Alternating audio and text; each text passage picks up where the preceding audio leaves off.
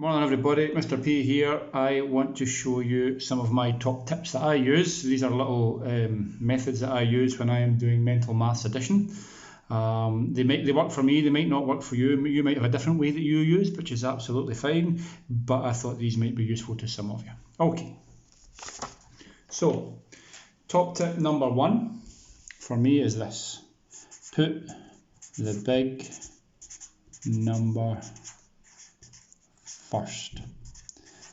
It doesn't matter what number comes first when you're doing addition, because you're adding two numbers to the same. So 2 plus 1 is 3, and the same as 1 plus 2 is 3. So if you ever see a calculation, it might be, what is 3 plus 16? Now, I don't know about you, but I'm not great at adding 16 onto things, so I would swap that round and make the big number first. I am much more comfortable adding 3 onto something than I am adding 16 onto something, and it's exactly the same thing. So 16 plus 3, I can do that not too bad in my head. That is 19. That's my first top tip. Make the big number first. Okay, my next tip is break it down. What do I mean by that? So break it down. Okay, this again works for most things. Let's say that you're given the question, what is 8 plus 7? Some of you might say, yeah, I can do that in my head, Mr. P. Well done. Some of us might still struggle with that. So I would break that down. I see that 8 and 7. I know that answer is going to be more than 10. So I'm going to break the 7 down. I've got the big number first, so I'm happy. So I know that 7 is made up of a 5 and a 2.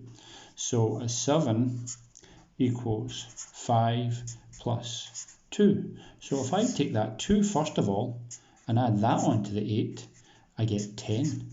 But I've still got that 5 left over. So now I'm going to add the 5 on. 10 plus 5 equals 15. So if we think about it, 8 plus 7 is the same as 10 plus 5, because if we take the 8 over here, I'll just do a wee line down here so we can separate it.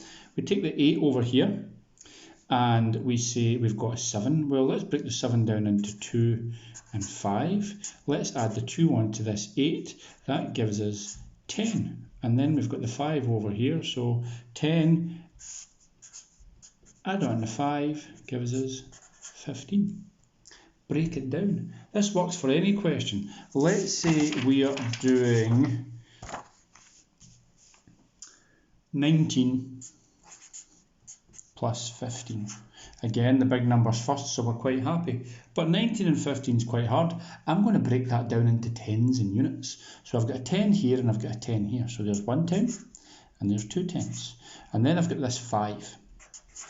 I've got that 9 over there, and some of us are comfortable adding 9, some of us are not. If you're not comfortable adding 9, break it down. The easiest way to break 9 down for me is to break it into 5 and a 4.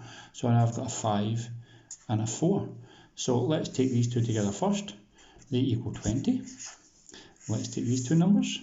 They equal 10, and this one's 4. 20 plus 10 is 30. 30 plus 4, the answer is 34. I hope these help. Again, it's up to you which way you want to do your mental maths. These are the type of methods that I use when I am doing mental maths in my head, because I find it really useful. I never try and just add on 19 at a time. I'll always add on 10 and then 9, or even 10 plus 5 plus the last 4. Okay, I hope this helped, guys.